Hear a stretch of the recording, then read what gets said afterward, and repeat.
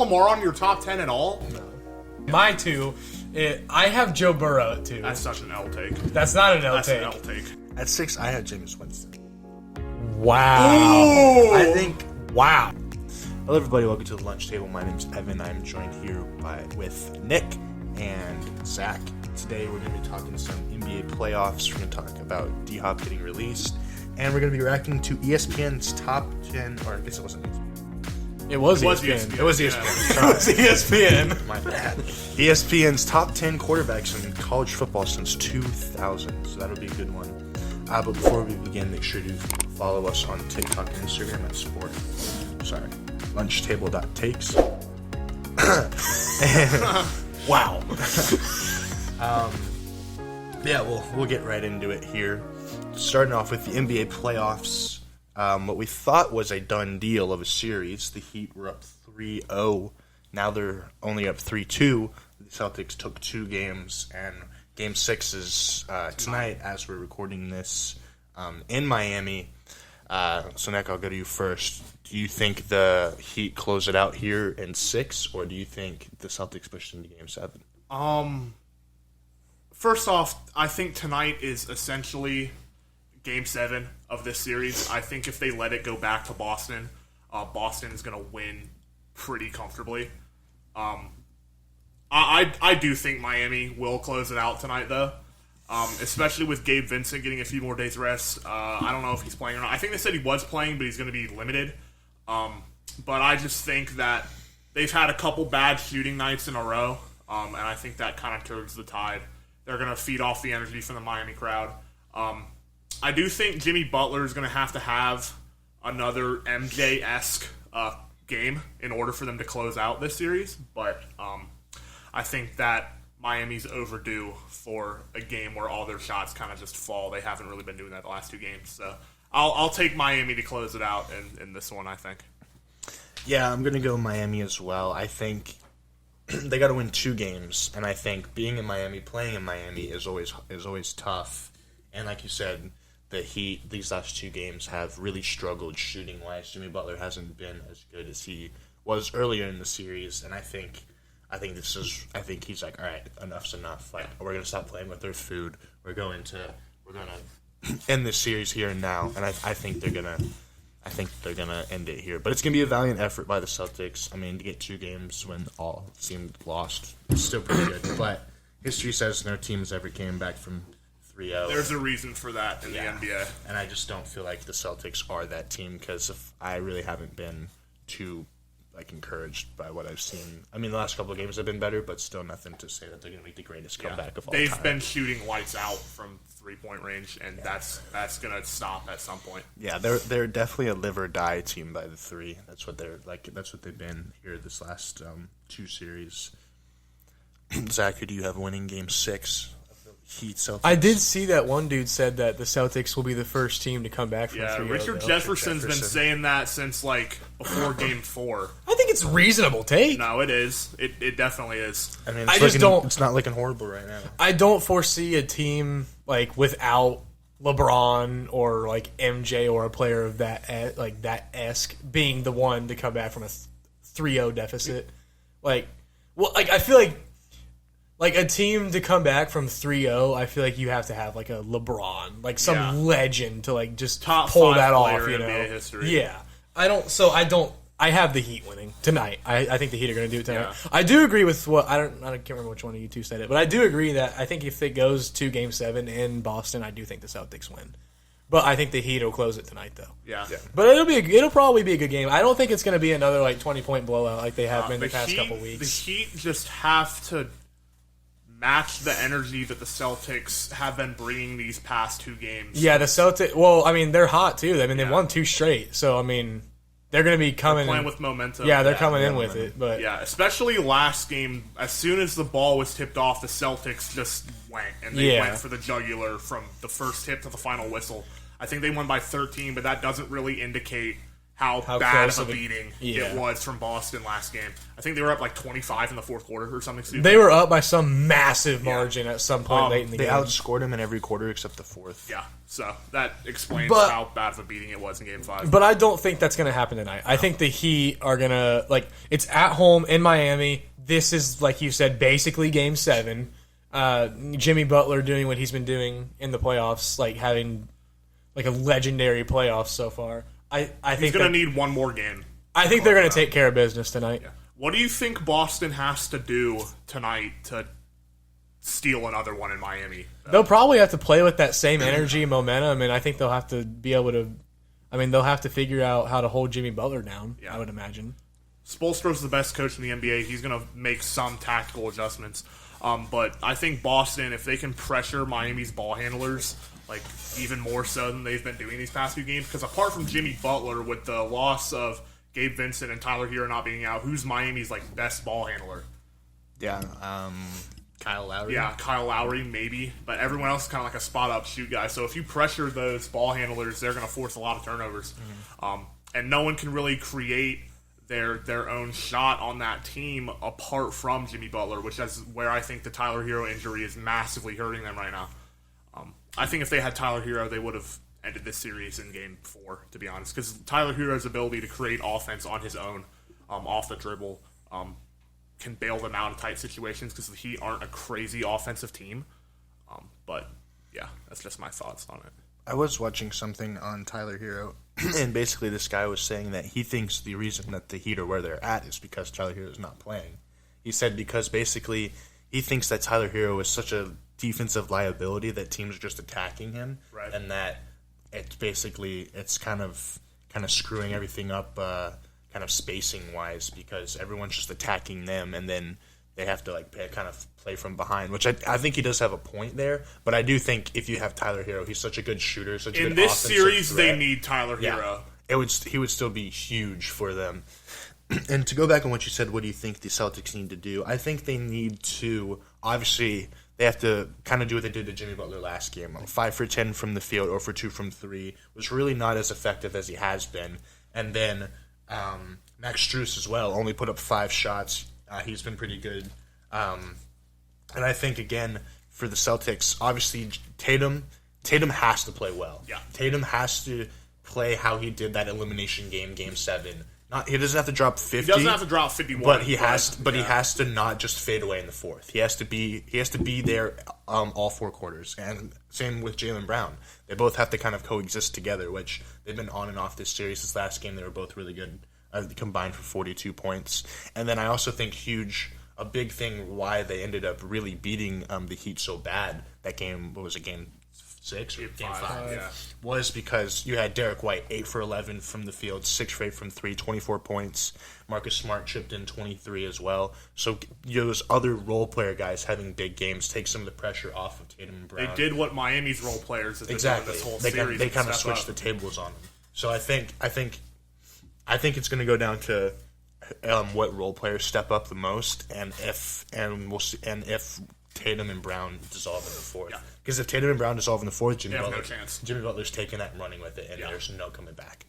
So I think it'll be competitive. It'll be a really good game. This should be a really good game tonight. Yeah, But I'm excited for it. But yeah, it should definitely be. I feel like the series has definitely drug on longer than I thought it would. yeah.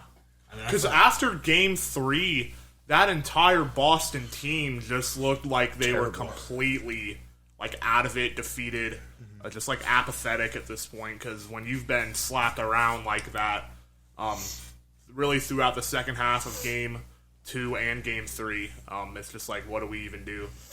But then they all came together and basically, I think it was like Marcus Smart and Grant Williams said, we have to play better as a collective. Like, this is it. We can't do this again. And then they all just kind of turned it up another notch. Yeah, they're rolling back. Yeah. It makes sense, though, because apart from coaching, this Boston team is better than Miami. Absolutely. In every conceivable way. Absolutely. So, if there was a team to come back 3-0 that doesn't have, like, an all-time superstar, this would be a formula that could make it happen. Yeah, for sure. So I think we all have Miami in 6, right? Yeah.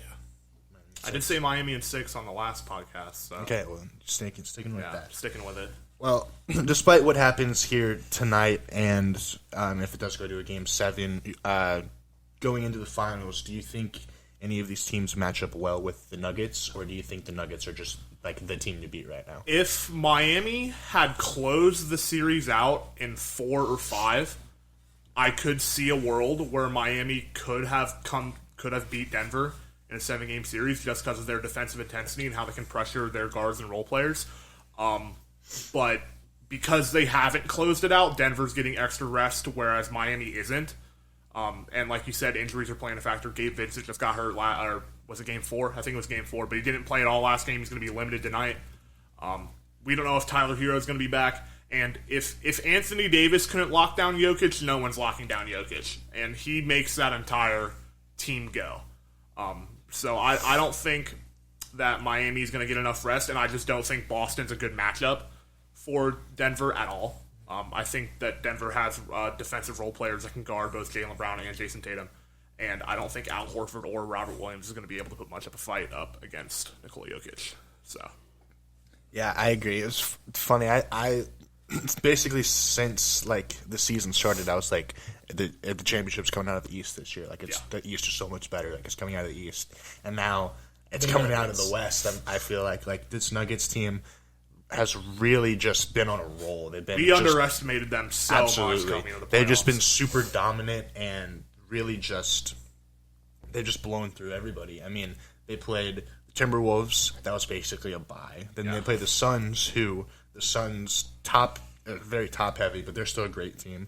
The Lakers were a pretty good team, and now they're going up against either the Heat or the Celtics, and I think that the Nuggets are still overwhelming favorites in either of those matchups. For the Heat, I do feel like they would match up a little bit better than the Celtics, just because like you said, the Celtics, their guys to guard Jokic is Al Horford and Robert Williams, and I really don't think they're doing much to stop Jokic. They've also got Jamal Murray too, who is right now is playing on par with Jason Tatum has been this whole postseason.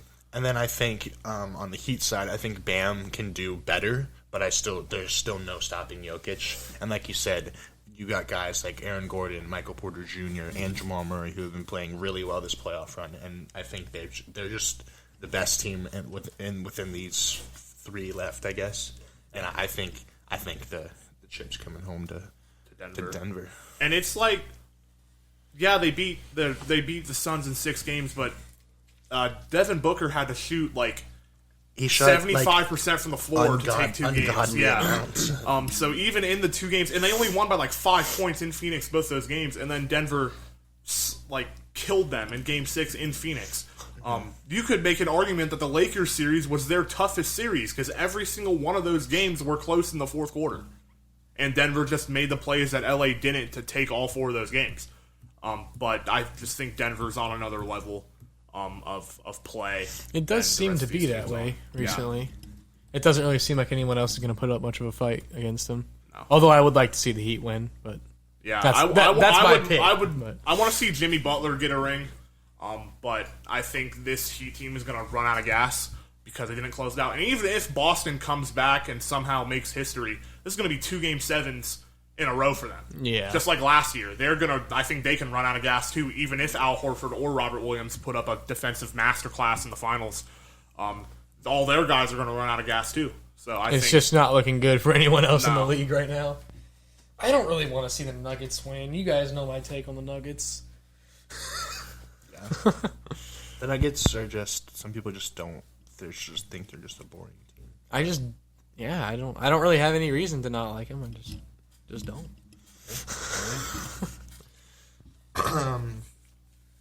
Moving on to some NFL-related news. DeAndre Hopkins was released. Was it this morning? Yeah. It was yesterday. It was yesterday. From the Cardinals. He had been with the Cardinals for 3 years, and he had requested a trade, and they hadn't really come up with anything. And so they just decided to release him. And by releasing him, they're saving $8.15 million, but they're also taking a dead cap hit of $22.6. Took a massive cap hit. Yeah, but if they would have cut him after June 1st, they wouldn't have took that cap hit either. Yeah. So I'm not really sure why they thought they needed to get rid of him immediately. Yeah. But that won't really. They should still be okay for the next couple of years, money wise. But do you guys think that this was a smart move by the Cardinals, just cutting him, or do you think?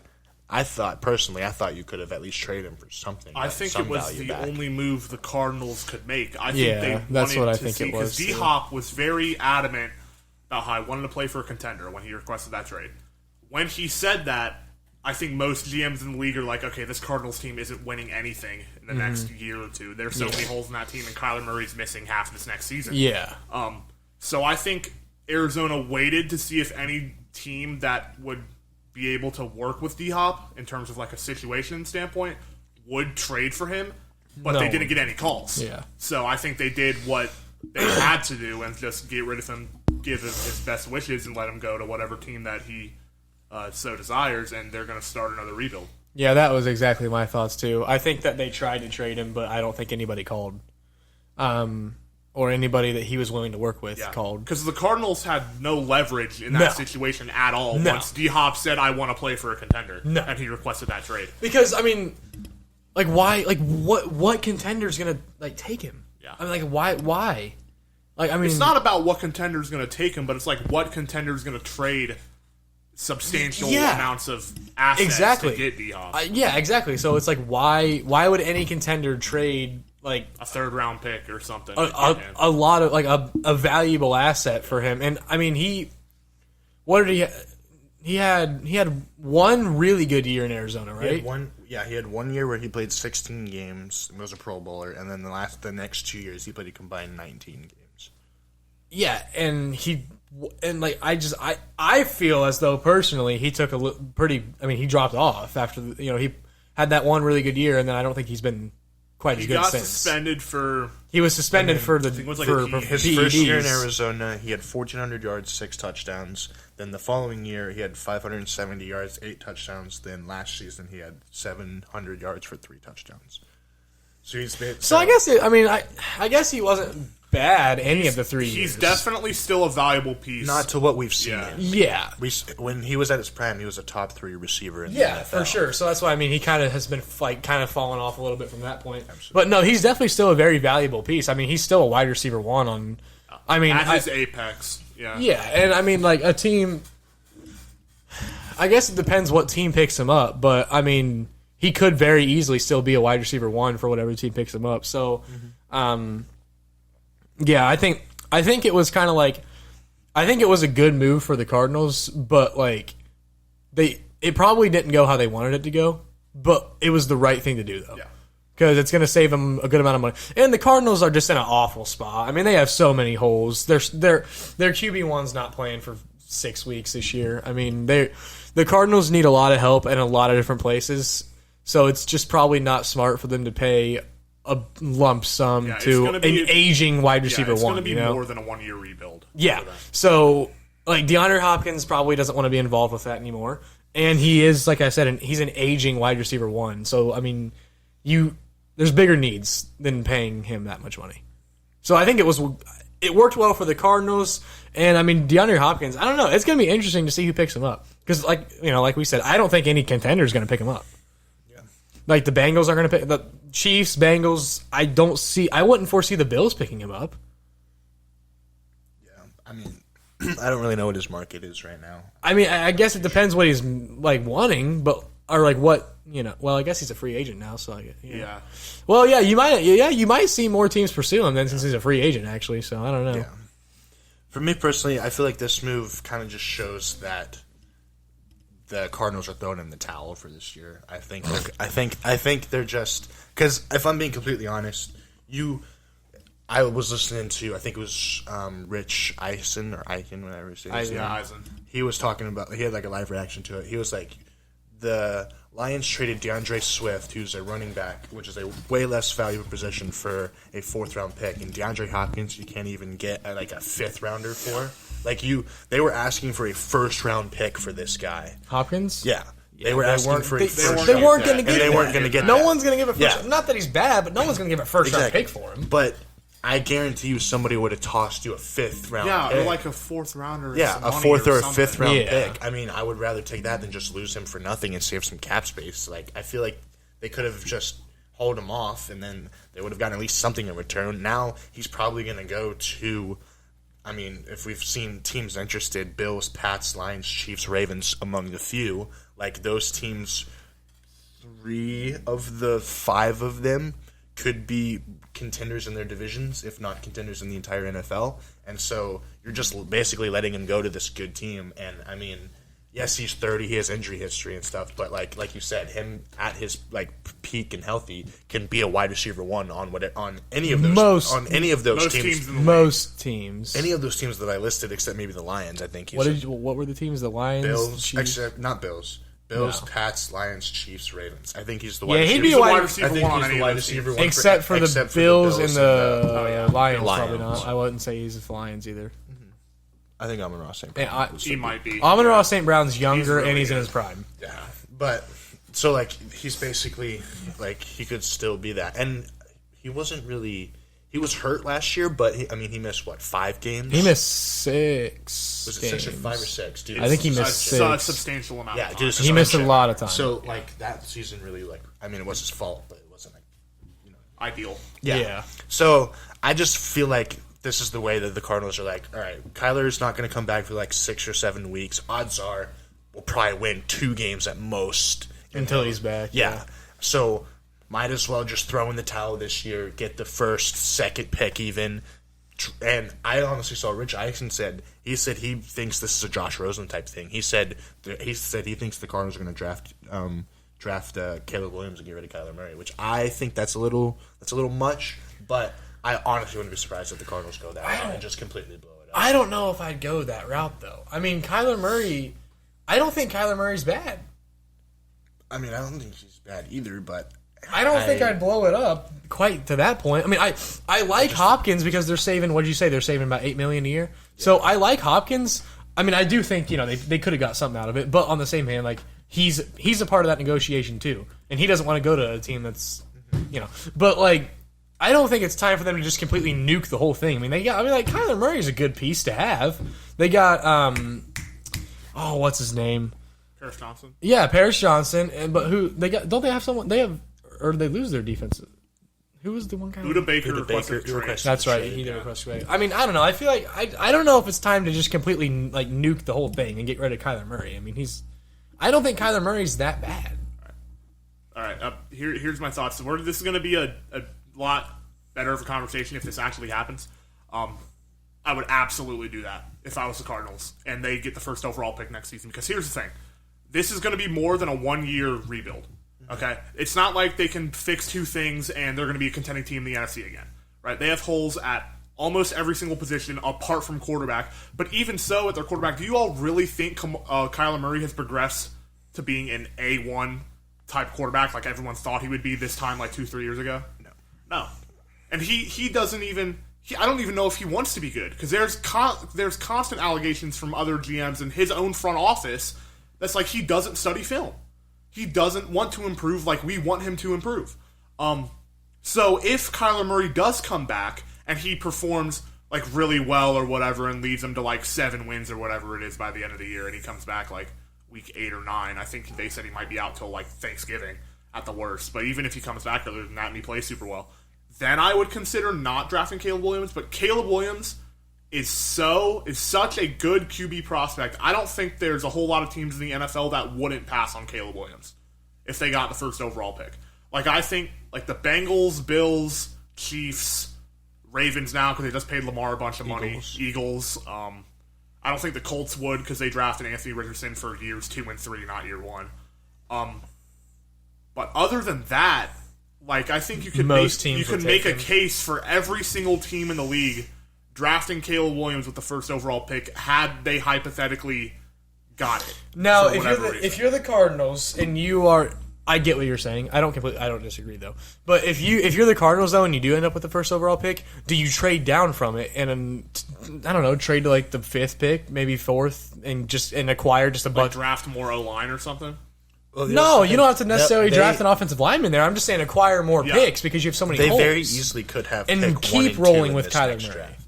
Yeah. Well, I mean, I guess if very easily could have picked hypothetically, if they had picks, how do they have Texans. They have the Texans pick. Oh. And the Texans very well could be really bad. Okay, again. that's true. I guess. Well, I guess if that's the case, if they do have picks 1 and 2, yeah, you might as well draft Caleb Williams. But I mean, like, We don't know. assuming they only have like one, like, do you do a Bears? Do you draft down and keep rolling with I Kyler think Murray? Caleb Williams is such a. He's the reason why the Bears traded down is because there wasn't an A+ quarterback prospect in this year's draft. You don't think it was because they Let's trust just be Justin completely Fields? honest. No. I think that if Justin Fields was in a draft class that had a Trevor Lawrence or a like Caleb Williams or an Andrew Luck, Like one of those top like generational franchise changing type prospects that I think they would have moved on from Justin Fields. I think they would have traded him for like a first or second round pick or whatever it was. If there was one of those guys this year, if there was one of those guys in this past draft, I think they would have been. But because there wasn't, and we've seen guys like Jalen Hurts take that leap in their third year, Jalen Hurts, Josh Allen, especially when they get a more competent wide receiver like the Bears had with DJ Moore, I think they're going to kind of roll the dice again. But like if the Bears finish with the first overall pick, I think that they would move on from Justin Fields too. It's really ironic. Yeah, I was going to say, what are you I'm wearing a right now? Justin Fields jersey right now. I want to see him succeed. But the fact of the matter is he hasn't progressed as a passer at the NFL level yet. I think I like your point about Kyler Murray though, because like I said literally 5 minutes ago, I don't think he's that bad. But I guess once I actually thought about it, like I still don't think he's that bad. Yeah. But when I thought about it, like what you said, he really hasn't progressed at all. No. He honestly has kind of degressed, like regressed. He's improved since his rookie year, but not to the degree that you expected him to. Yeah, but has he though? Like, because so rookie year, like he improved from rookie year. He had that 1 year where they won like 11 or 12 games, and then since then it's been terrible. Yeah, so last year was awful for him. So it's kind of like. I don't know. Maybe he is not. If he doesn't recover from his ACL tear like you want him to, you could definitely trade him for like a first or a second and another pick. You definitely could because he's going to be in his 20s. He's going to any team that needs a quarterback. Realistically, that's like on that fringe of not being bad enough to contend, but not good enough, or not being good enough to contend, but not bad enough. Like, if Kyler Murray has shown that he's not really that great, why would you trade for him, even though he's young? Because he's shown that he's been great in the past. He was great in that year that they won 11 games. So you're almost just taking a shot with him. But I wouldn't give a first-round pick for a shot in the dark like that. I don't know if I would either, but teams will. Yeah. They definitely will. Because quarterback is like the most important. It is, but I'm just saying, like, if I'm taking a total stab in the dark on a guy who was good 2 years ago and hasn't been good since, like, I'm not going to give my first-round pick for him. Yeah. I think, so, with Kyler obviously tearing his ACL and stuff, like, one of his biggest traits is his running ability. Yeah. His best season, like you mentioned, his second season, he had 11 rushing touchdowns and rushed for almost 1,000 yards. Yeah. And so, like, that's really great. And with crazy an ACL, for a quarterback. Like, he very well could be limited in that, which is it's going to hinder him 100%. Exactly. Like, I mean, he fully recovers. He's going to miss 6, 7, maybe even 8 weeks this year. Mm-hmm. Even when he's back, he's not. I would even say for this entire, I would go as far to say, don't count him as a running threat for this whole year. Yeah. An ACL is a very serious injury. If we're being completely honest, like this dude's going to be rolling out in a leg brace this year. I mean, his mobility. We saw Joe Burrow in his second year when he came back from his ACL tear. He was not mobile until he was very timid until the second. Yeah, he was timid and he was not mobile, and he was not back to his normal self as a player until midway through the season. Mm-hmm. And he played the whole second season. Yeah. And Kyler Murray is not playing the first part of the season, so I'm counting him out as a running threat for the entire year this year. It's not even, and that's going to hinder his game big time. If you're the Cardinals and you are like Kyler Murray's 100% our guy, we don't care if we get the first overall pick. We're not drafting Caleb Williams. You might just sit him out this entire season. I was going to say if that's their take to secure his long-term mobility and health, you might just shut him down this whole season. I mean, if they're in his corner, if they trust him and they say this is our guy for the next 10 years, then yeah. Like, sit him out for the whole year. If they're full dead set, Kyler is our guy. Then. And like, even if they have, like you said, even if they have the first overall pick, we aren't taking Caleb Williams. Sit him the whole year. They're gonna get, if they don't want to draft Caleb Williams, if they have the first overall pick, they're gonna get a haul, like one of the biggest hauls, like 3 firsts at least. And that's not necessarily like that's a good deal. Yeah, that's but it's just the fact deal. of like, do they trust Kyler Murray long term? And if they do, then sit him the year, guarantee the first overall pick. I mean, assuming the Texans are at least a little better. Like, you sit him this year, you almost guarantee the first overall pick. You trade it, you get three first, maybe even more picks. You fill up some other holes. Kyler Murray has pretty much 2 years to recover from an ACL tear. Then they're looking pretty good if they choose to roll with Kyler Murray. Yeah. One thing I want to go back to is like when you said that if Kyler Murray isn't playing well, like why would teams trade for him and stuff? I think one thing that could go under the radar is their head coach. They just signed Jonathan Gannon, who is a defensive specialist. The Cardinals? Yeah, I actually really like this hire a lot. I know. I don't mind it either. But he's a defensive guy, and so we don't know how his offense is going to generally look. And so with Kyler Murray being such an offensive threat, if they go the route of he does end up playing the second half of the season, he's like, and then they trade him, teams could be like, oh, well, maybe he just doesn't fit the system, the scheme of what Gannon's running. Because I don't know what he's running. Because you go from Cliff Kingsbury, who is a complete left side of the offense, like fully offensive guy. And then you go to Jonathan Gannon, who's more of a defensive guy who we don't know how his offense is going to look yet just because he's been a defensive coordinator his entire career. So, not to saying he's a bad offensive coach, I don't know. But if he does end up like... Hey, offense is not his specialty. Exactly. If he doesn't end up being like that great on offense, maybe they're like, okay, well, maybe it's just the scheme for Kyler. And then that's why they... Okay, I have two things to say on that. One, he did have, like you said, a far... like strictly offensive-minded coach for the first 3 years of his career, and he really only had one. And he had like one very good year with him. So I don't know if that's going to be as much of a thought. Cliff Kingsbury's not the great of a head coach. No, but I mean, like he couldn't succeed when he had Patrick Mahomes. No, I know, but I mean, at least like he was an offensive guy. Yeah. And secondly, the other thing I would say is that defensive-minded head coaches, I think, tend to do really well as a head coach. Like a lot of the like great head coaches were defensive minds, like Belichick, Saban. Yeah, I mean, well, so now that's just my only take. We're getting into the era of the NFL where offense matters more than defense. Which, I mean, I'm not disagreeing with. I'm just saying that defensive-minded coaches do tend to do very well. Yeah. Though. I mean, just because that's. I Yeah, mean, it's I just mean, how like, it it goes. could be, I mean, like- Nick Sirianni, heck, he's a special teams guy. Yeah. I mean, And I mean, it could be like you look at the best coaches. You got Andy Reid, who's more of an offensive. Yeah, he's Yeah. Zach Taylor, offensive. Sean McDermott's probably offensive. I mean, you have a mix of McVay's both, offensive. But then, yeah, like you have like Mike Tomlin, Bill Belichick. Those guys are more defensive wise. So I mean, you have a mix of both. I'm just kind of saying that, like when you think of like the two greatest head coaches of all time, Belichick and Saban are both defensive guys. Yeah, well, they also have really good quarterbacks. Yeah. Yeah, Saban's in college, but yeah. Well, And I'm then- just saying, like coaching wise, Bill like, Parcells, coach, he was a defensive guy. Yeah, well, I'm just saying that defensive head coaches can Have tended to fare still do well. Oh, absolutely.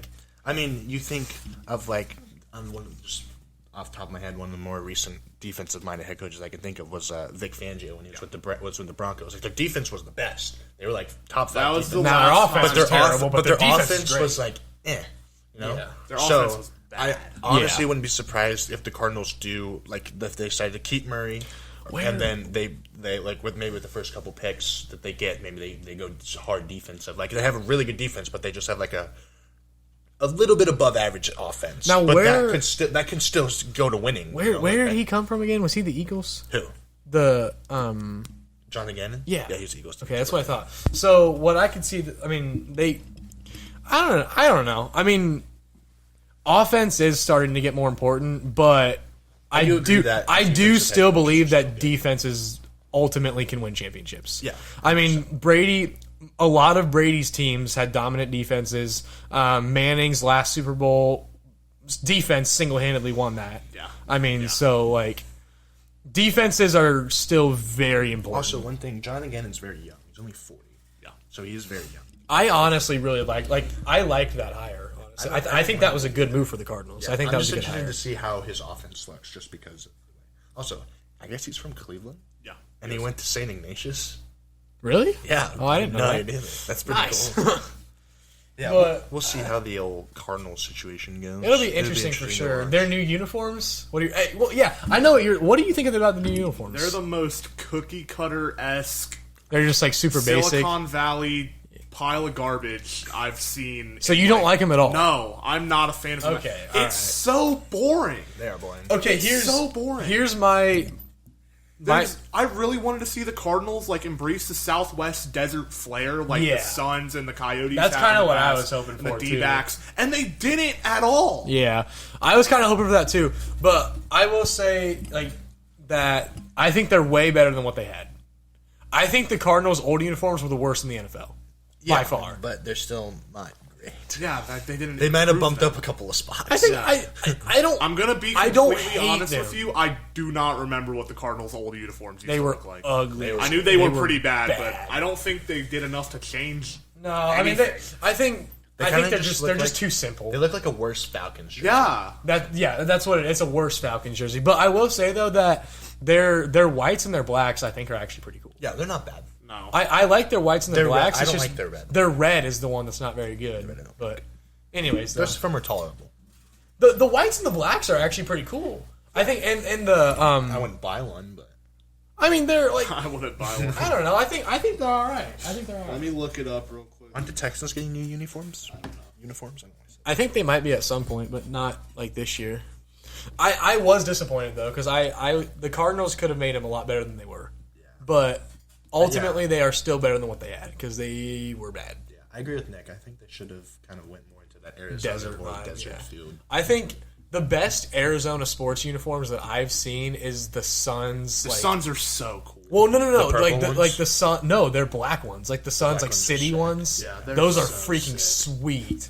And the Suns retro ones are really cool too. But yeah, the Cardinals definitely could have did a lot better. I would have liked to have seen more yellow with like the sun, like desert type of thing. But yeah, I just thought that I'd bring that up since we're talking about the Cardinals. I mean, they're going in a whole new regime now, so maybe they're just new uniforms. We're just going to start from scratch and see. Which is what I thought they were doing. So I thought, oh, they're going to get cool uniforms.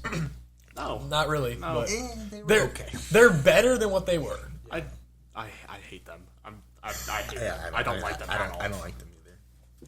I mean, I feel like all of the new uniforms except those, like, I think were pretty good. Yeah, they were like I like alright. the Bengals They were uniforms hits, are yeah. super good. Falcons, I like theirs. Jets, I like theirs, and then these, I just it was a A miss. lot of teams got new uniforms recently. The Chargers and the Bengals both have top 5 uniforms in the NFL.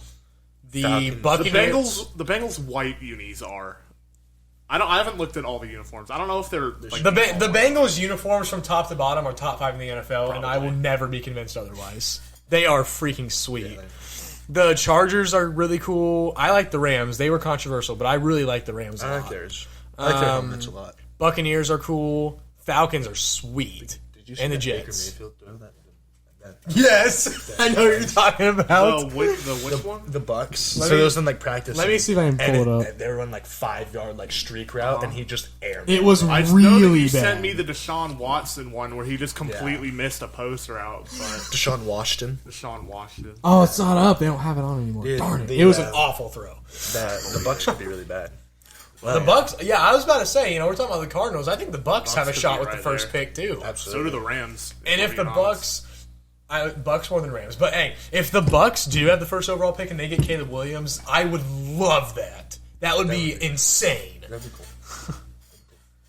That would be Speaking of- sweet. Speaking of Baker Mayfield, that leads us perfectly into ESPN's top 10 college football quarterbacks of all time. What a list! Where, surprisingly, Baker Mayfield is Read listed this list. as number 1. I'll read the list here quickly. We got Baker Mayfield at number 1, Cam Newton at number 2, Vince Young at number 3, Tim Tebow at number 4, Joe Burrow at number 5, Deshaun Watson at number 6, Kyler Murray at number 7, Lamar Jackson at number 8, Marcus Mariota at number 9, and Robert Griffin III at number 10.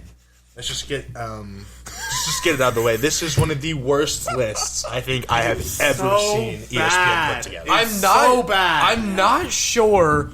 Like This person should have been fired. I was just about to say I'm not sure who made that list from ESPN, but whoever they were They needs do not to be watch- immediately fired. They do not watch college I don't football. want to say they should be fired because they have a lot more. They that is We do, bad. but it's They a don't- pretty they bad probably list. I mean, are you watch kidding? college That football. when I saw that post, that list was so bad that You when have I to do a saw. double take. You're like, is this a real thing? Well, that I'm first of looking all, at? I did a double take, Yeah. and second of all, I commented on it. I commented on that post. I was in utter He disbelief. I was like, commented, "This is the worst list I've ever seen in my entire life."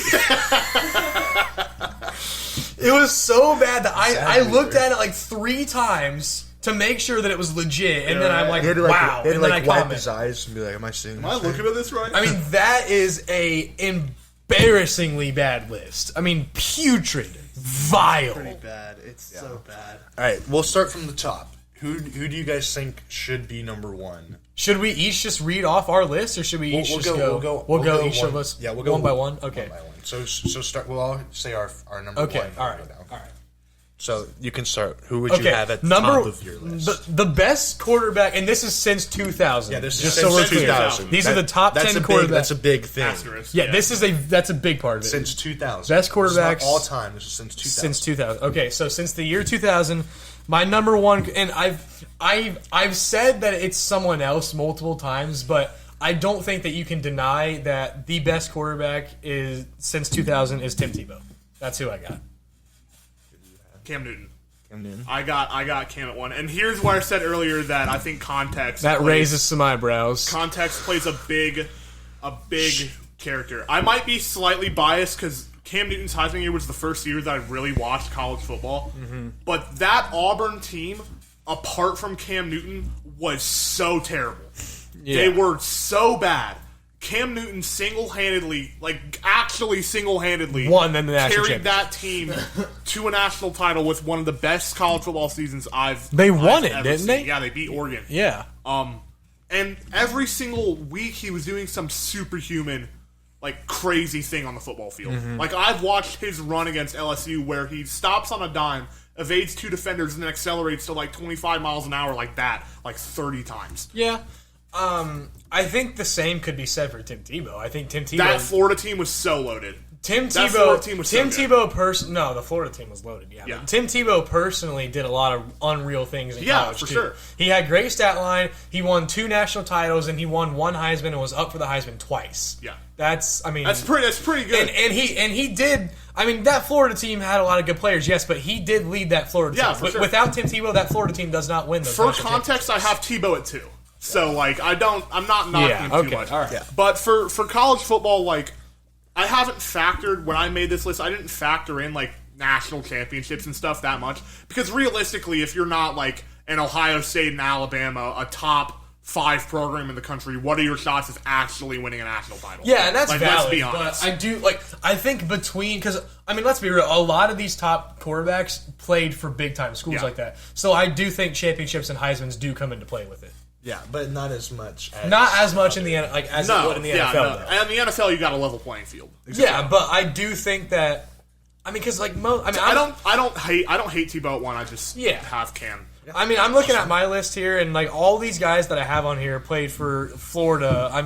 Texas, LSU, stuff like that. So it's at that point, I do think Heisman's come into consideration because all of those teams could Cam Newton won a Heisman, so yeah. Yeah. But I'm just saying I do think that winning plays a part in it. Yeah, I have Tim Tebow at 1 as well. I just think overall body of work from his freshman to senior year, his sophomore year, 32 touchdowns, 6 picks, 3,300 yards. That's when he won his first national championship, and then follows that up with a 30 touchdown, 4 pick season with 2,700 yards. Again, won national championship, right? Yeah, he won 2. he won back-to-back. Back to back. He won back-to-back, and he was up for the Heisman twice and won once. Now, look at his rushing stats, though, because he was a big rusher, too. Yeah. Rushing stats. He had 23 rushing touchdowns his sophomore year, and 12 his junior year. So his sophomore year, when they won their first title, he had over 50 touchdowns. He had all-purpose. He had But 55 all-purpose touchdowns with 4,000, a little over 4,000 all-purpose yards. one season. Yeah. Bro was insane. Yeah, I I do just think that those Florida teams kind of catered his running towards the goal line. I think a lot of his rushing touchdowns were close to the Goal end zone. line, yeah. And I mean, Cam Newton is still obviously a better rusher. Cam Newton That- is obviously a better sheer athlete, but I just feel like you said, Tim Tebow's body of work. think his I body of don't work think he can be denied with the fair. best college quarterback. Yeah. With that being said, I have Cam Newton at 2. Yeah. So it's a switch. Oh crap, brother! Because like I think there's one other player you could put at 2 that would be acceptable. Okay, you guys are not gonna think I'm. all right. I Let me may say have why I made a- have Cam. No, I didn't make a mistake. I didn't second make a real mistake. quick. I think, like you said, Cam's junior season was electric. It's one of the best seasons ever. Yeah. 30 touchdowns, 7 picks, but 21 on the ground with 1,500 rushing yards. Easily won the Heisman, won a championship that year, was Player of the Year. Every award you can think of, he won. He was the first overall pick. Like, he was just phenomenal in college. But body of work, Tim Tebow had 3 years of really Tim good- Tebow and- kinda dominated and he for had longer. 1 year. But his 1 year Yeah. is one of the best ever, which is why I think he goes in. Yeah, my entire list I've based eye test. I've weighted that just because, like I said, I think it's Cam was definitely a more like exciting player. Yeah. Like you would watch Auburn games just because of just Cam. because of Cam Newton. Yeah, for sure. Yeah. So you said, I mean, He has you Tebow have at two. Tebow. I have two. Tebow at 2. You You have just switched. you have I have Newton Cam at at 2. 2. So we've kind of already discussed. So my 2, I have Joe Burrow at 2. That's such an L take. That's not an L That's take. an L take. He had the best single season by a college quarterback. Yeah, on the Ever. best college football team ever assembled. He had the best single season ever. Not even just since 2000, ever. So the man had 5,671 yards, 60 touchdowns, Best college football team ever. and 6 picks. Best college football team He ever. threw for It's not even a contest. 60 touchdowns in 1 year. 60. Also in an era that's much more catered to quarterbacks doing things. He won the Heisman unanimously and absolutely smoked to a 12-0 record and a 15-0, but Fi- yeah. well, but like wasn't it- regular season, national championship, beat Clemson by like 20. Absolutely smoked That everybody. Clemson team was pretty good. Unanimous Heisman, unanimous champion, 60 touchdowns in 1 year with 6 picks. And Heisman. I just disagree with it. You that's valid. You can, but that's it. Joe Burrow's 2. I don't. Joe Burrow is 2. Since 2000, Joe Burrow is 2nd. If we're looking at best single seasons, then yeah, he's 1, and it's not a contest. I think that one single season puts him up there. No. That's fine. You can think that. Where do you have him, Evan? I have Joe Burrow at 3. I have him one under, just because I do agree, Nick. He had one of the best teams, but So did Tebow. yeah, but I also Yeah, but Tebow did it for more than 1 year. exactly. That's why I don't have Joe Burrow at 1 or 2. I have him at 3 because he only did it for 1 year. But he has the best 1 year of a college quarterback probably ever, Not just since 2000, ever. which is pretty. I mean, Ever. even if you have the team as stacked as Joe Burrow, not every quarterback's throwing 60 touchdowns. He threw Not- with only 6 picks. Yeah, the not- man threw 60 touchdowns Like, in not- 1 year. Like if you put just like I don't know who, but like no, not every single quarterback is going to put up 60 touchdowns with that. Absolutely Yes, you not. have Jamar Chase, Justin Jefferson, who right now are top 3 receivers in the NFL. But with that being said, Joe Burrow got them the ball like beautifully. And I mean, I think one of the main ones was the game where he had, what was it, 8 touchdowns in he one threw half? for 8 Oklahoma. touchdowns in one half. That Oklahoma defense was so bad. But still, I don't eight, care. So 8 bad. touchdowns in one half is unheard of. I guarantee. I would be shocked if half all these other those, quarterbacks all on those this list did throws that. were wide open too. I've watched the film from that game 30 times. I would be shocked if half of the other quarterbacks on this list did that in one half. I just think that one season that's pretty high, but I do agree. Overall body of work, really outside of his senior year, I'm not impressed with any of it. Well, I mean, but his he did win. It wasn't the Rose Bowl. What was it? He won the Sugar Bowl junior year. but like he won the. he wasn't like anything yeah, crazy. he wasn't anything crazy, but I mean, he still had. I mean, he was probably top 10 quarterback in the nation that junior year, probably. No, he was not. His, was his junior year, projected, probably. like, Just, he like, had- of just that He year. had 60 touchdowns that 1 year. He had 18 passing touchdowns the rest of his career. Yeah. So for a but little bit of context. yeah, but I just think that one season He finally got was his like chance, I guess. it was just a magical season, one of the best I've ever seen, and for that reason, Yeah, it put was him up definitely. there. But I do agree with like overall body of work and the way that the team is. I do see why people would not have him as high. Yeah. So I have Vince Young at 3, only because I think the competition that Vince Young played was significantly better. I know Joe Burrow played in the SEC, but I mean, When Vince Young was at apart from Texas, he was Alabama, really that good. game against Alabama is probably the greatest college football game in terms of talent on the field that we'll ever see. But apart from that Alabama game, he didn't really like play crazy levels of competition. Like, it was the SEC, but it wasn't like the SEC, if you know what I'm talking about.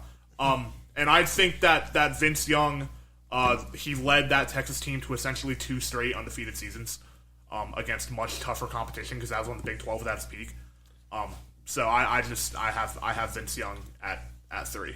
I also have Vince Young at 3. All right, that's fair. Yeah. So 4? I have Vince Young at 4. Yeah, Vince Young at 4. Okay. Okay. Well, my 4 is Cam Newton. Okay. And he could be higher. That's that. At that point, when I was making this list, I was like, Come on. "Ooh, I Yeah. feel like he should be higher than that." But that's how the chips fell. So I mean, I think it's reasonable. I mean, all 4 of those guys in the top 4 are all very good. Very interchangeable. So very, I mean, very for my 4, very similar to how Cam Newton carried Auburn. I have Johnny Manziel at 4 because again, Okay. he did it for more than 1 year. Like his Heisman winning year and his second year, I think it gets not talked about a lot. He was nuclear his second season at Texas A&M too. That second year, those Texas A&M teams were not great either. I think he had like Mike Evans as one of his receivers. yeah, he did have like a, Other than that, Yeah. like, and those plays, like, similar with Cam Newton's run versus LSU, Johnny Manziel's run where he runs back 35 yards, Yeah. and throws it, a jump ball to one of his I think it was Mike receivers for, Evans. for like a 10-yard gain. I mean, against Alabama is like Yeah. one of the craziest plays I've ever seen. Yeah. I have Manziel at 4 for a similar reason that he did more with less. So that's my reasoning.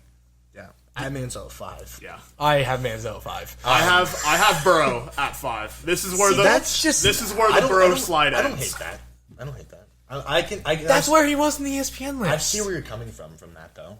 Like I see where you're coming from. I value like Overall. I value eye test and what you did with what you had around you in college. It sounds like you value doing it for more years, though, too.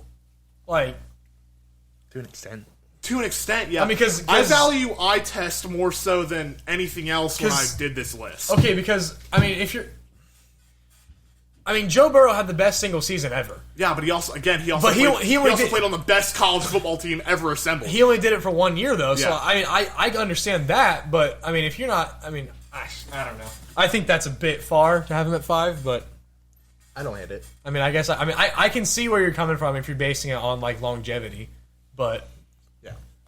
But I think Johnny Manziel, I honestly, like, he was one of them where when I ranked him, I was like, Where do I put him? he very well could be higher. Yeah. And I'm not surprised that he is I think higher he on the fits list. well at 5 based on the rest of the top 5. Yeah.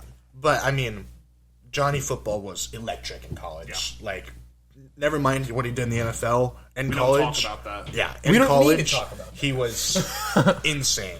I mean, his freshman season, 3,700 yards, 47 all-purpose touchdowns with 9 picks and over 1,000 rushing yards. That's crazy. As a freshman, Yeah, that is wild. and I'm pretty sure he was was that the crazy. year he beat Bama? Was freshman year? Yeah, he went to Bryant-Denny Stadium Went and to shocked them. Bama and beat them. I remember Yeah. watching that game. That game was crazy. And then follows that up. Did he win the Heisman that year? Yeah, that was the year Yeah. from the Heisman. True freshman wins the Heisman. Yeah, he was He crazy. follows it up with 37 touchdowns, 13 picks, 800 on the ground, and another 9 touchdowns. So I think his body of work is top tier. Yeah. He was electric, like kind of what Cam Newton was. People watch Texas A&M to watch Johnny. To watch Johnny Manziel. Yeah, Yeah, no one he cares was the about most A&M talked about outside of player That's what I'm saying. and everything. And I think how ESPN didn't have them in their top 10 is beyond me. But I think, Yeah, that's awful. but that's the I biggest think he crime deserves to be. You top think 10. my 2 take is bad? No, I That's don't think. bad. I don't think it's a. I did say L take. I don't think it's a terrible take. I just disagree with it. compared to this? Compared to That's this, it's bad. Yeah. It's better. Johnny Man, yeah, Johnny that Manziel he was not being he out was, there he was pretty is wild, criminal, man. He was pretty but wild. I like I said, Johnny Manziel, I can see him moving up. The top 5, they're all very good. I think the top I think- 5. Is I feel like the set in top stone. 5 were like There was probably a consensus 5. I think It we just all depend- had it the just same depends. 5. Yeah, You know just what? in a different order. You had Burrow at 5. I had him at 2. You had him at 3. Yeah. So like we had the same guys. yeah, it was just I a think different. the top Like, 5. There was a consensus, but it was just where they were. yeah. You said you now- had Cam at 4? Yeah, he had Yeah. Cam at 4. I came at 4. Now 6 down, I think is where it gets interesting. Yeah. But yeah. Who do you have at 6? I have RG3 at 6. I think that's a valid take. I I think also have RG3 at 6. Okay, all right. I think RG3 was like absolutely electric This at is- Baylor. yeah, this and one- I think he was another one of those guys that kind of single-handedly won them games. He won the Heisman for This him. is He another was the thing. face of college football 13, the NCAA 13. I think RG3 was really good. Yeah. I think he was I've very good. watched in college. almost all of his games when he was at Baylor and he won the Heisman. This is another one of those scenarios where it's like you did more with less. People would watch Baylor that year to watch RG3. Yeah. And the rest of the team didn't really like show up in a way that a Heisman winner's supporting cast kind of does. So I think RG3 is going to go lost in terms of like casual college football fans, but people who actually watch the sport will never forget what he did at Baylor. Yeah, no, I think having him at 6 that's fair. At 6, I had Jameis Winston. Wow. I think Wow. Jameis That's Winston, interesting. like his first year, man, he was something. He was something special. I mean, 40 touchdowns, 10 picks, led the Florida State team to a championship. He was. I have, for context, I have RG3 at 7. Okay. I have him like right below. But I just think Jameis Winston. I don't know. I just like. I cannot put Jameis Winston above RG3. Jameis Winston's not my top 10. I don't even have Jameis Winston on the list. Yeah. Just for context. I do like. I think RG3 is definitely like a better, obviously better rusher and like better, like kind of name and stuff. But I don't know. I just feel like I just like Jameis Winston. I like the season. I really wish RG3 had a good career in the NFL. Like he was one of the Towards players ACL and that, that was players that I was like really rooting for. Yeah. In the NFL. Didn't happen. So you had RG3 at 7, you said? All right, I don't really know how I feel about... So 7 like through 10, I don't really know how I feel about it on my list. But I have Baker Mayfield at 7. I also have Baker at 7. I think this is where his slide Yeah. has to end because of he was his pretty body of work in college. He was pretty dang dominant yeah. that year at Oklahoma. He won the Heisman, went to the playoffs. It wasn't just that year either. Well, I'm like the year that he won the Heisman. Yeah. Was that that was the year they went to the playoffs, right? Or did Yeah. they go to the playoffs the year after? They went to the playoffs when he won the Heisman. Yeah, so that, I mean, he had a really great year Yeah. that year. So, and I mean, yeah, I guess he had 2 great years there. But I'm specifically talking about the Heisman year. Yeah. I think he, His body of work can't be overlooked Yeah. past this point. yeah, no, in my opinion. 7's fitting. I have him at 8. Gosh. Okay, 8 for me. Deshaun Watson. I have him at 8. I have Lamar at 8.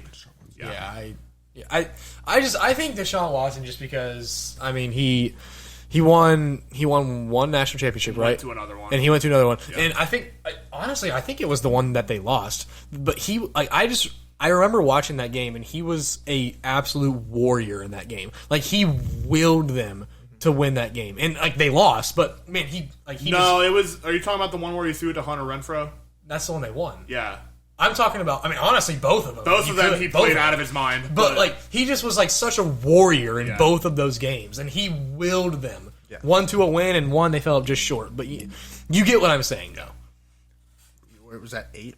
I had him at 8. Yeah, I had Lamar at 8 because similar to Newton and Manziel, he did more with less. Like people would watch Louisville to watch Lamar Jackson, and like it was some of the craziest stuff I've ever seen.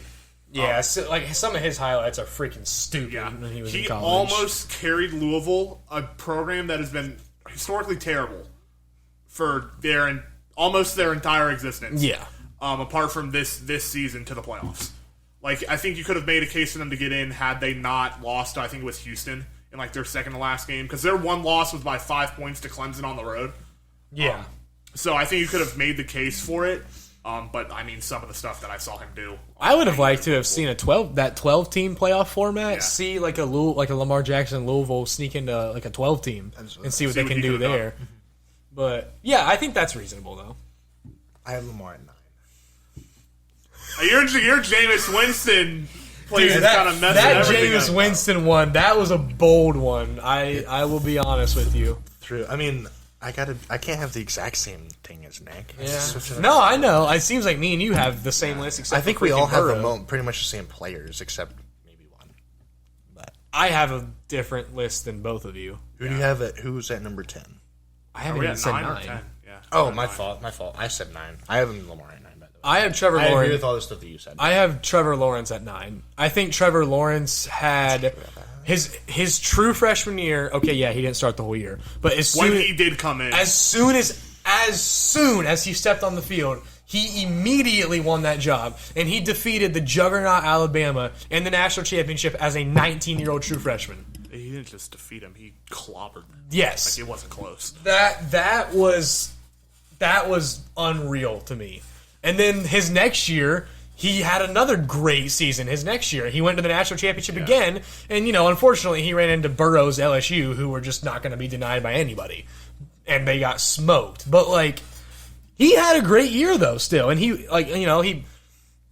beat a really good Ohio State team in the finals. I mean, I think Trevor Lawrence had 2 spectacular years back to back. His third year. did really he make good. it? Did he make it to the championship? He went game to all the 3 championship years? 2 of his 3 years. His third year, he lost to Ohio State. He lost to Ohio that was- State in that the was in the- rematch his third year. That's right. Now his third year. I think he still played very well, but I think that they just kind of took a step back because it was Trevor Lawrence versus every other team. Like it was pretty much him and a bunch of random guys. Like Clemson didn't have anybody. It was just Trevor Lawrence winning them They games. had Etienne still, right? He had Etienne. Yeah, but I mean, it was just Trevor know what you Lawrence. mean. It was Trevor it Lawrence was a winning the significant games step back supporting cast-wise from what they had know what you his first 2 years. But he still played well. So I think Trevor Lawrence absolutely deserves a 9 spot. My 9 is Marcus Mariota. It's I have valid. Mariota at 9. That was when Oregon was at their peak. Yeah. And yeah, I watched most of those games that year. They played obviously Ohio State in that national title game, and they kind of shut that down. But I mean, Mariota won the Heisman in 2014 for a reason. And his career at Oregon is spectacular as well. I mean, all these dudes are spectacular. So yeah, give me a second. That was your Mariota was your 9? Yeah. Okay, and your 9? There's Lamar. Okay. So I guess we're on to 10 now. Let me. My 10 is a toss-up between 2 people. My 10 was a toss-up between a lot of different people, but I went with Matt Leinart at 10. I think that's valid. I think he deserves. I mean, to he be was in he the was conversation there for a top 10. He was there when USC was USC. at their peak. That was peak USC. I also he think won. a big part of that was he had Reggie Bush on the Yeah, team, he does, so he yeah. just kind of handed the ball to Reggie Bush. But he also was a great quarterback. Yeah, I think he was a great quarterback. Won I the think Heisman. like he threw for. Did he win the Heisman? Yeah, he won the Heisman. He threw for 10,693 yards, 99 touchdowns, and 23 picks in 3 years. And 2 of those 3 years, I believe they won the national championship 2 of those 3 years, in back-to-back years, I think. I think you're right.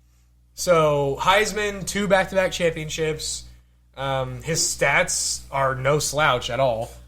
I think he's deserving to be in the top 10. Now, I mean, compared to the rest of those guys, yeah, he's 10. But I think he deserves to be in the list, in the conversation. Nick, you got a 10. you see, I thought I had this list set, and now I'm looking at 6 different dudes Oh, wow. who I think you could make a case for being at 10. Yeah, there was a lot of guys that I had So, like an Evan, target. Evan, I'm going to let you talk about your 10, and I'm going to make a decision. I'm still deciding on my All 10. right, nice. Yeah, there was like several guys for me. On too. my 10, right here, I have Marcus Mariota written down, but I think I might change it to Deshaun Watson. I think I might have him at 10. I agree. You basically covered everything with Mariota. Won the Heisman, all that stuff. I just, also what you said, Deshaun Watson in those two those 2 games where the lights were the brightest, he played his heart out, and I mean, it's a toss up between both of them. They're both really great quarterbacks, and I honestly, that's why 10. I feel like 10's really tough because like I don't want to leave anybody out, but I also don't know who to like. There was a lot of guys that probably could. Well, My list is Mariota / Deshaun Watson. Yeah. no, there was. But I had Mariota first written down first. So Like yeah, I We'll go like Mariota and Lamar Jackson both could have cracked my list, but I feel like overall Matt Leinert's body of work, I think he had more success than both of those guys. He won 2 back-to-back championships. He won a Heisman. Yeah. He had pretty shiny stats. I think, and yeah, he had Reggie Bush. Yeah, but I think overall he still had the better career. Yeah. For me, I think it's a toss-up between the 2 Clemson boys, between Deshaun Watson and Trevor Lawrence. I think he got. I think I've got to go Deshaun Watson in that scenario, though. I think I have to. I think Deshaun Watson did more at Clemson than Trevor Lawrence did. Did he really? Yeah. Won more national titles against better competition. He won. Wait, no, he won 1. Watson won 1 and lost 1. Trevor Lawrence won 1 and lost 1. I don't know. Hey, I'm just saying I agree with you on that. If I'm picking between Lawrence and Watson, I'm don't- taking Lawrence. I'm flipping a coin. I'm basing that on flipping his a coin. college and his NFL. Like if I had the pick We're between not both of talking those, about NFL though. but like talent wise, if I had the pick between those 2 guys, I'm taking Lawrence. Flipping a coin. Lawrence's junior year. All right, it was heads. But it was only Lawrence All right, that junior year. That's what I said. It landed on heads. I'm sticking with Deshaun Watson. Fair take. I know you're a big Trevor guy. I'm not necessarily a big Trevor guy. It's just I think you are. Trevor Lawrence is better than Deshaun Watson. Trevor Lawrence. I slightly do too. I just think he's better than Deshaun Watson. No, I don't hate Trevor Lawrence. He's just gonna haunt my nightmares for the next That's like right. 10 years. So I think like if I'm picking a quarterback, I'm taking Lawrence out of the 2 of them. I think, and now now my thoughts on Deshaun Watson have been a little like, skewed because of what he's recently been involved with. Yeah. So I'm not a huge fan of Deshaun Watson, but Yeah. in college, I'm also not a huge Deshaun Watson fan. But in either. college. But in college, he was I something special. actually liked him a lot in college. Yeah. But I still would probably have to say I would take Lawrence just because I like what Lawrence can do better than what Watson can do. I think he's just more talented. I think we also have to mention Kyler Murray in college as well. See, the just reason 'cause I of his didn't, Heisman year. the reason that I did not is because I feel like Kyler Murray and Baker Mayfield had the exact same years, but I feel like Baker Mayfield was just Baker like, Mayfield had a better little bit- body of work, but I would make the argument that Kyler Murray was better in his Heisman season than Baker was. I think I'd agree with that. I would just say overall, I think Baker had a better career. But, I mean, Kyler Murray does deserve to be mentioned, but in view of my top 10 list, I still don't think I'd put him on. No, I don't have him on my top 10. He's there. on like the fringe. Yeah, Sure. he's borderline. I would do like 11 or 12 for him, maybe. Or maybe even a little later, because, I mean, you got guys like Jackson and Yeah. Mariota, too. But It's really tough. do Kyler... you not have Lamar on your top 10 at all? No.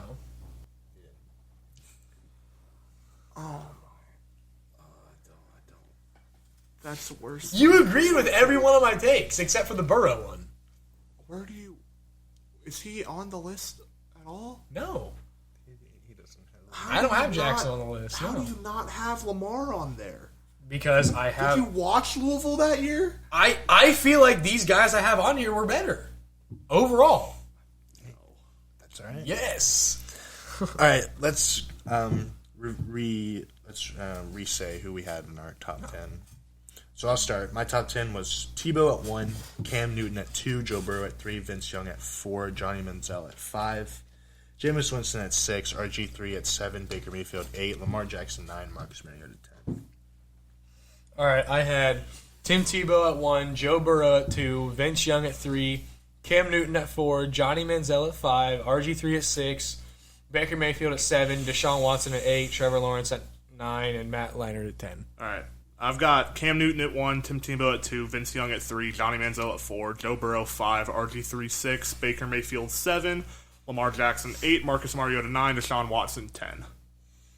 Well, whatever you guys think of our list, good or bad, it can't be as bad as the ESPN list. So it's at least better No than way that, it's no matter that if you guys agree, disagree, or not.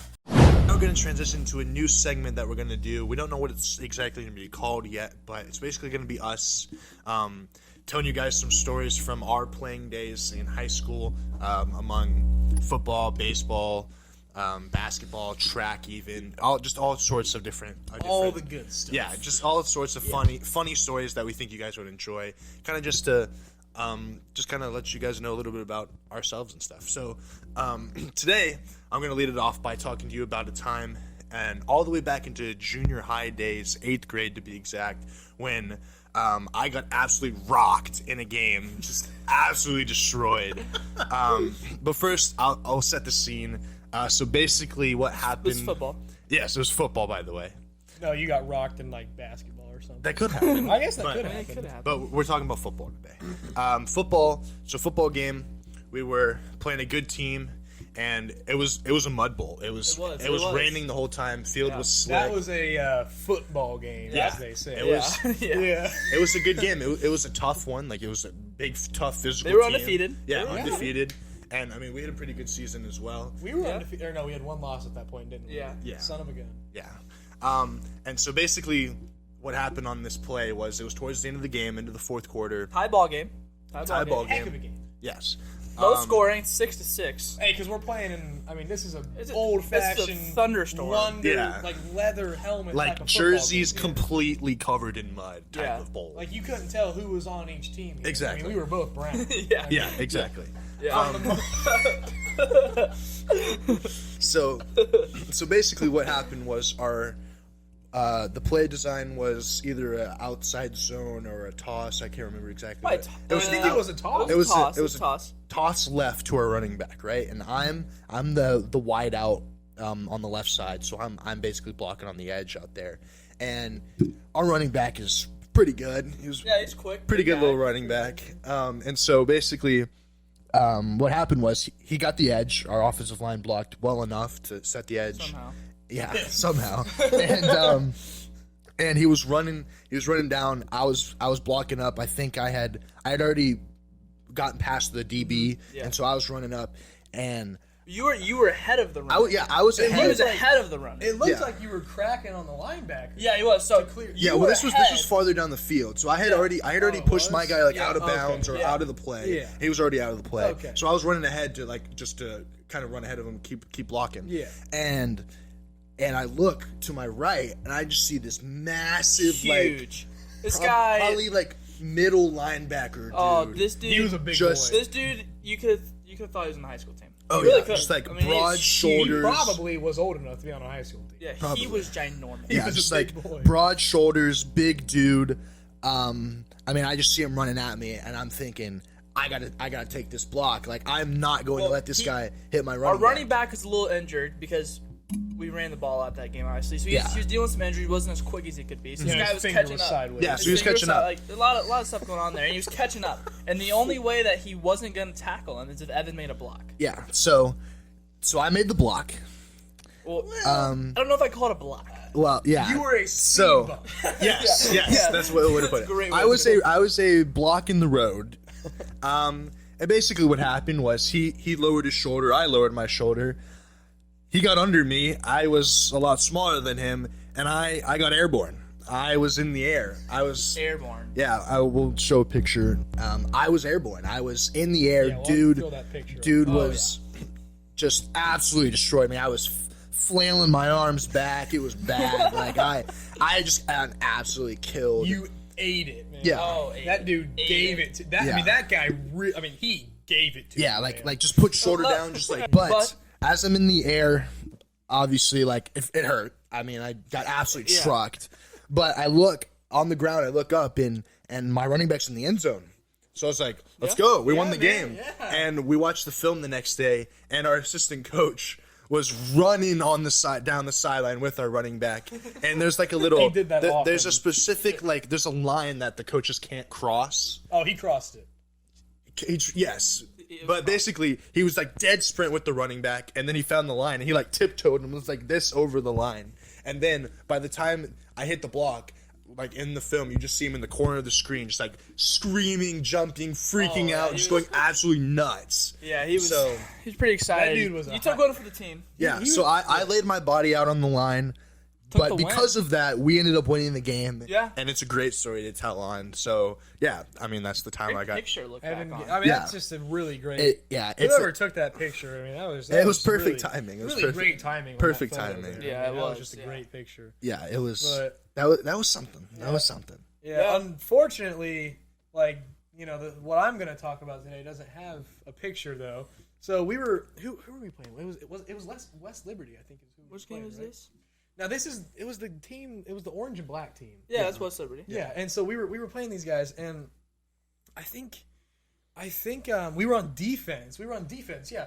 So and like they were running the ball, and we got them down, but there was a fumble or something like that, I think. So like we dogpiled all over the place, and I played safety in junior high, so I ran up and I was the last guy on the dog pile. I just jumped on top of the dog pile for kicks and giggles, and I thought I was gonna play a little dirty, So I reached my hand down into the bottom of the dog pile, not even going for the football. I grabbed a face mask, because I assumed that it was the face mask of the running back. Yeah. So I grabbed the face is the mask bottom of the pile. and I start banging his head into the dirt. I'm just moving this dude's face mask, and I can hear the dude going, oh.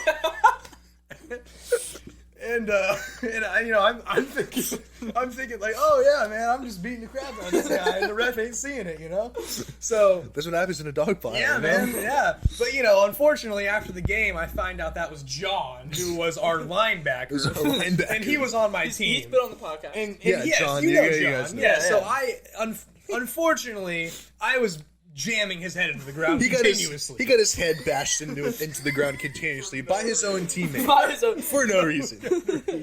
Yeah, and you can hear him go, oh, oh. he's just like getting just I mean, dude, destroyed. I got down there and I was like, bang. I mean, I was like grabbing that when I thing. envisioned the scene, I envisioned the scene in I think it was Civil War when the Hulkbuster was with the Hulk and he was just punching him in the face. That's about what it was. That's what I really envisioned yeah. it being. I mean,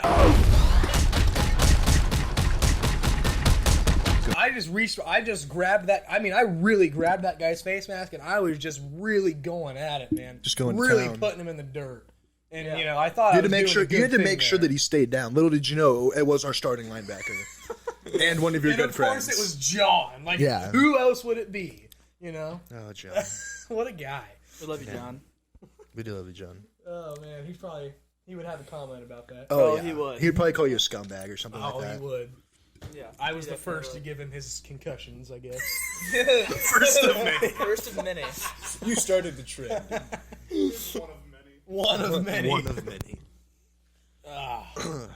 We did win that game though. Yeah, well, they had to forfeit. Because, unironically, we hurt too many of their players. Oh yeah, yeah. That's We hurt too many players. That seemed to be a They theme. couldn't finish the game. They didn't have 11 players. Do you guys remember Alex Olding tore a kid's ACL in that game? Oh my! I do. You guys Yeah, remember that? yeah. And That that was was on when the field. that was when Alex was about 5 foot on the Two. dot. 5'2", He was like- 120. Yeah, and he was wearing those real high pink socks all the way up to his knees, and he tackled somebody and tore his ACL. Yeah, One tackle all year. he Yeah. tackled him from behind, and the dude's leg kicked up, and then We he were- just was on the ground. We for the were rest of the- up by like 70 points, so we put Alex in the game, and he freaking tears the guy's Yeah, ACL. and then they were like, "Sorry, man, we have like 9 players on the field right now. We got a 4, but we can't do this anymore." So we won that football game. Yeah. That surprisingly happened more than once. we in that actually season. made, I think we we won. Forfeit Yeah, I our think we entire won career, yeah. 2 or 3 games because we made the team forfeit because we injured too We many had of their players. West Liberty forfeited, Riverside forfeited our freshman year in JV, and then There was another one 8th grade. if you I want forget to, exactly. there was another 8th grade team. There was 2 8th grade. I know that. Was there for two? sure. Was there 2 8th grade? I thought there was. So maybe there was 2 in the 8th grade. I know we made Riverside freshman year, and we made. Maybe it was varsity freshman. We year. made. We made Who? I always blank out on the name. It was. Who was the just complete? Was it Hill- Wainsfield It was Goshen? Hillcrest. Oh, Hillcrest. We made our senior Okay. year. We made Oh, them okay. forfeit too. So that's like Alright. 4 teams. That- Well, yeah, That but school that shouldn't wasn't count. because they were hurt. That That's was not a because they were school. That's like a Jail. It for was not a kids. school, yes. It's not a school. But hey, that's still a team that we made It's like you forfeit. played the yard from the jail. Yeah, pretty much. That's why you That's schedule what it that. was. Yeah. They need to fill the schedule. Yeah. Yeah, that's basically what it We was. needed a win. We needed a win. We did- needed we a did win need under a the win. belt. We needed a win. Hey, but yeah, surprisingly happened more than a couple times Yeah. in our career, which is, I guess, good and not good at the same time. But Bit of both. Bit of both. hey, it was a good feeling. It was a good feeling leaving the game knowing you absolutely just defeated. I mean, you defeated. Okay, but 8th grade, West Liberty was good. Like we just Yeah, they were a good team. Oh, we just slaughtered. We just them. pounded yeah, them. we were just really good. We just were pounded good. them. We were good. Yeah. This man over here was our quarterback. It was a good. Yeah, Yeah. we had that connection. And We that, did. We did. That was a heck lot of a of connection. lot of man. yards between us three. Lot of of yards. yards, A lot lot of of yards. passing yards. You know, The you should, pigskin you was should, you tough. should tell him about your handoff you guys had that Oh one gosh, time. yeah, that was rough. Lord. That was in the same game as yours. Oh, that was the Mud Bowl. That was a good game. That So, was a heck of a as I game. hinted at earlier, our line is putrid. We go to a very small school, so there's not very much options Not to a lot go. of fat men. You No, know? No, no, not a but lot of not fat not very many. So we had some guys up there that probably wouldn't be on a team at most schools.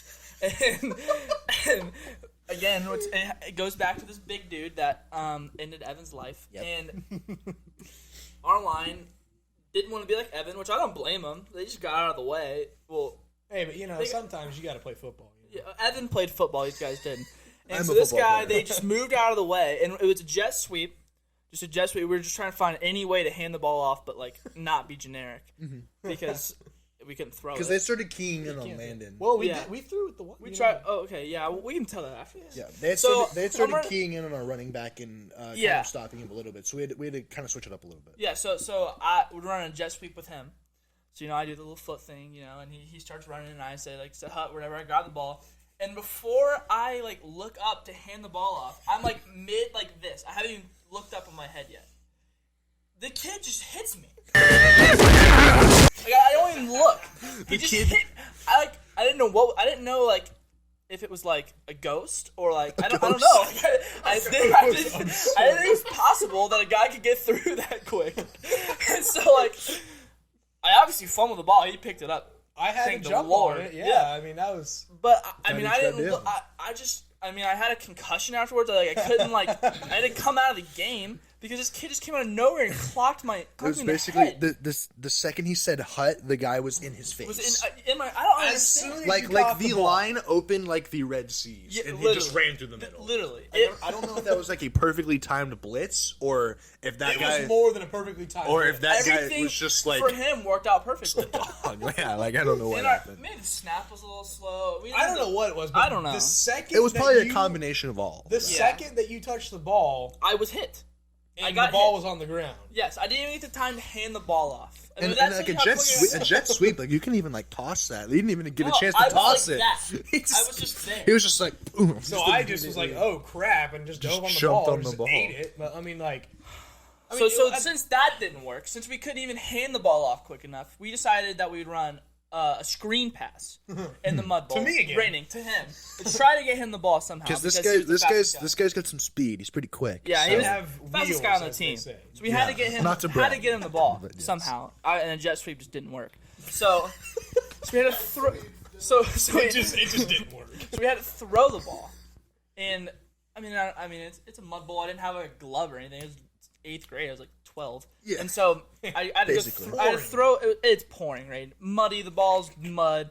I mean it's Like bad we probably weather. had to go through a bunch of different ones because Oh, yeah. like they had to wipe them off and stuff. So Yeah, it was bad. Yeah, it was terrible It was conditions. tough. I mean, we couldn't hand the ball off. It was so tough. So I had to go throw to him. A little screen pass. I mean, it's like what, like 8 yards It was to the left. an 8 to 10 yard Just just directly catch the snap left. and throw it right Catch to the it, side. throw it left, and I catch it, and I go to throw it, and it slips out of my hand. I'd had the problem before. It's been slipping out all game trying to throw it, and so it's in the air, and I have like guys coming at me again because our O line is just horrible. A revolving door, if you will. Yes.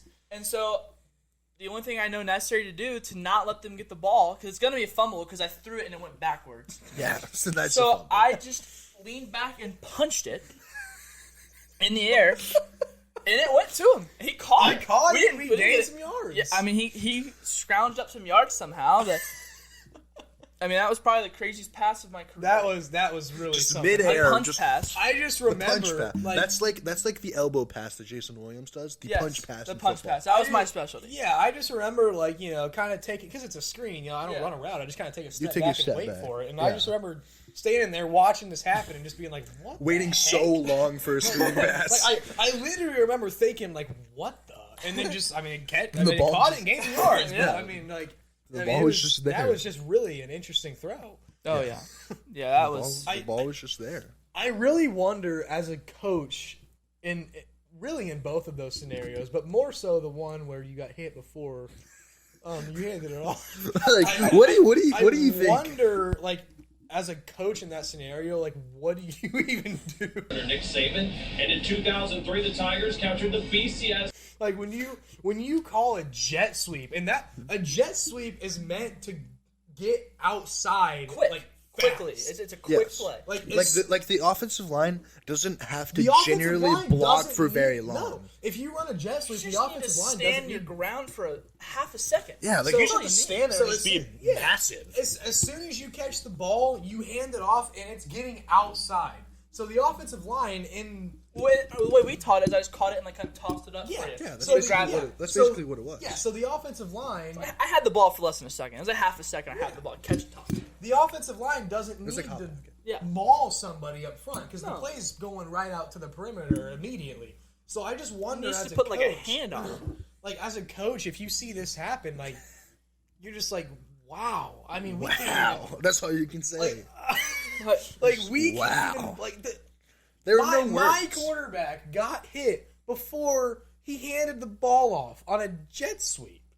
Like, I mean, that is really something. I've seen it before where like the quarterback hands the ball off, and the second he hands the ball off, the running back gets destroyed. Yeah. But I don't think I've seen other than that where the quarterback, the second the ball is in his hand, just gets the destroyed. quarterback should never be hit on a jet sweep. The quarterback should never be hit when he touches the football. Yeah. No, Unless that's he's simple unless as he's that. sacked because he's standing there for forever. But we're talking as soon Like the as the second ball the ball reaches is his like hand. like you didn't have a chance to catch. I didn't look up. Yeah, like you I didn't know the guy was there. Yeah, like you didn't even get a chance to catch it and like put your like fingers where they need to be. Like you Yeah. just had to you just caught it, and then there's just a dude like right there. I mean, I just don't there's nothing you can understand that. I mean, as a coach, I'm just like, I mean, holy crap, I'm going to curb stop my team. I'm sure that's what you thought. I'm going to curb stop my whole team at halftime here. We When did I say that? It was in Madden. you lost something. we should definitely try to find that back on film. Yeah, we'll see if we we can ought to find try it. to find We'll that, put man. any pictures or film we have. We're gonna put Of in these moments. Yeah, we're gonna put in these videos so And you, we so you got- guys can see what we're talking about. Give you guys a little We bit better have picture. a particularly good video to show once we get to the basketball. Oh Lord, do we have some basketball videos? We got some basketball yeah, videos. when we start talking about those would be good. Those will be good. Those are We enjoyable. got years worth. But that's going to wrap it up for this one. Thank you all for watching. Hope you all enjoyed, and we'll see you guys in the next one.